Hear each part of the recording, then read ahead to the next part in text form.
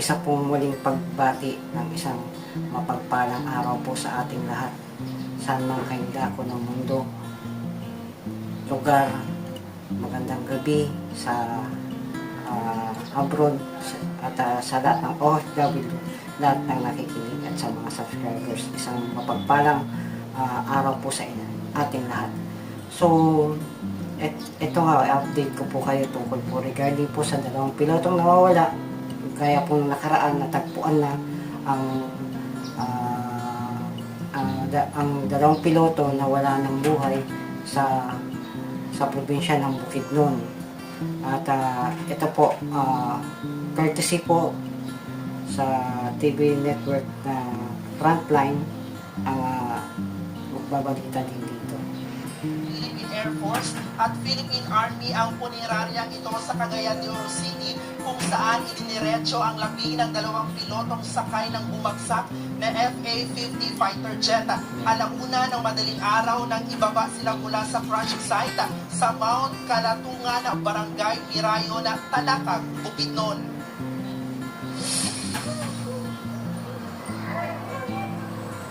Napahagulgol na lang si Tatay Ramon nang ipaalam sa kanya ang sinapit ng kanyang anak na si First Lieutenant April John Dadulia. Isa si AJ sa dalawang pilotong nasawi sa pagbagsak ng FA-50 fighter jet ng Philippine Air Force nitong Martes sa Mount Calatugan sa Talakag, Bukidnon. Nagsasagawa ng tactical night operations ang dalawang piloto bilang support forces sa pagbaka ng militar at People's Army na mangyari ang plane crash. Kasama rin sa mga nasawi si Captain Jun Selangoy na taga Cordillera. Ayon sa kapatid ni AJ, hindi pa nila lubos na matanggap ang trahedya. Mag-aaning na taon na rin ang kanyang kapatid sa serbisyo.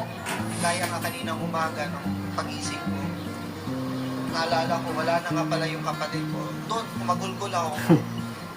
Huli raw niyang nakausap ang kapatid noong linggo ng gabi. Nagtanong siya kung kumusta daw ba yung panahon dito. Alas 10 ng gabi. That's before sila lumipad para sa kanilang mission. Siguro nagtatanong siya kasi nga dito pala sila papunta noon. Ikakasal sana si AJ sa kanyang fiancé at kapwa-piloto rin ng Air Force na si Alisa Colombino sa susunod na linggo. Yeah. Tapos na rin ang prenup session ng dalawa. Handa na rin ang mga imbitasyon sa kasal na gagawin sana sa Manawag Church. So, nakakalungkot lang, no? Nakikiramay po ako sa mga nawalan sa buhay, lalong-lalo na sa sa pamilya ng dalawang piloto na to. So, gaya ng sinabi kanina na sabi nung isa sa piloto, yung kapatid, nagtatanong kung ano nga ba yung panahon dito, kung anong lagay. Okay naman dito, ang sabi ng kapatid. Pero siguro natanong ng piloto na yun is doon hindi maganda siguro yung weather doon. At maraming factor kaya bumaksak yung may factor po na maging mechanical error na or sa makina o maaari rin sa hindi magandang panahon, mahangin, makaka-apekto rin ho to sa lalong-lalo pag umaano ka sa ibabaw ng bundok na hindi pa iba-iba yung ng hangin dyan, kumbaga sa tubig, yung currency ng tubig, hindi mo alam kung saan ang ngayon pwede ring human error ang lumabas dun sa pag-iimbestiga ng ating mga mag-iimbestiga dito sa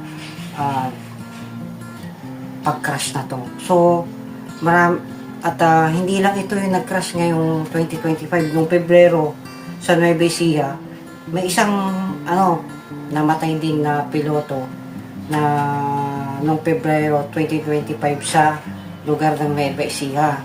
So, pangalawa na pala to na dapat ihatid si General Bato sa Nueva Ecija. So, pangalawa na to na pag-crash ngayong taon na to. So, malungkot tong pangyayaring ito, mga kaibigan. Kasi, biruin nyo, parang nabigla tayo sa pag-crash nitong kasi ito yung pinaka-latest natin na fighter jet ng Pilipinas eh. Kaya gaya na sinabi ko, Pagkatapos, ngayon, nandito sila sa Villamor Ebis para meron gagawin military honor na gagawin para sa kanila.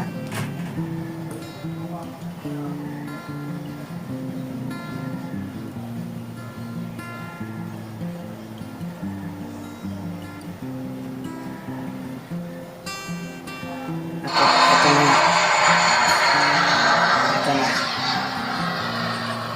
Tumating na yung at bibigyan doon ng ating Pangulong PBBM na military honors ang dalawang pilotong nasawi.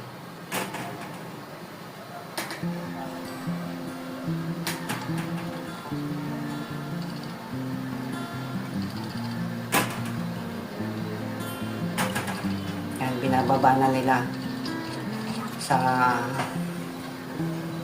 aeroplano yung mga labi ng dalawang nasawing piloto na nag-crash sa Bukidnon.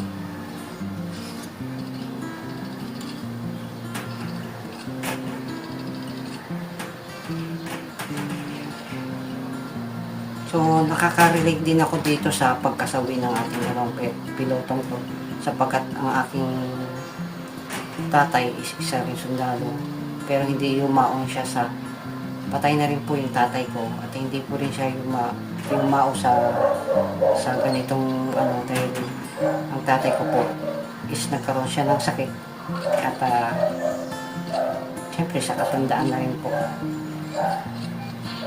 Yan.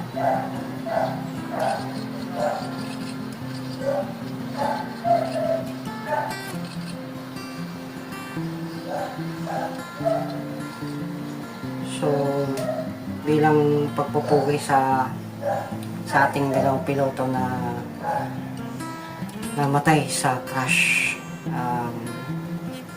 saludo po kami sa inyo at hindi yung mapapalitan ng anumang serbisyo nyo na ginawa sa bayan.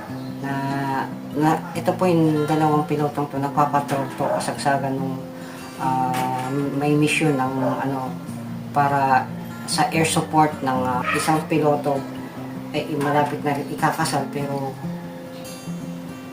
yun nga dahil siya namatay, so ganyan talagang buhay.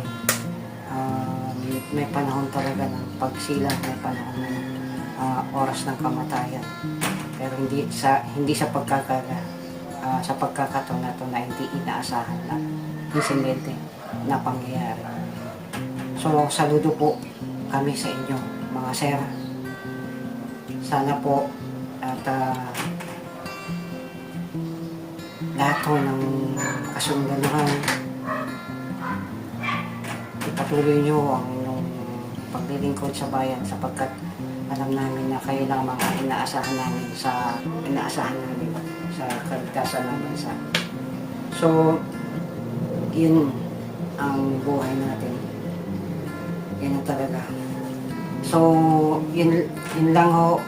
At maraming salamat po ulit sa lahat ng sumusubaybay sa akin. At kung nakarating ka man sa dulo nito, maraming salamat sa inyong pag-subaybay kay Kuya Nads. Anyway, i-update ko po kayo kung ano po naging resulta ng natagpuan na aparato na siya magpapatunay kung ano yung nangyari dun sa pag-crash ng naturang fighter plane. So, eto po muli si Kuya Nads TV, nagpapaalala po sa atin na God will always provide sa iyo at sa akin. At just always pray, magpakatatag at magpasalamat sa Diyos araw-araw. So, shalom sa ating lahat.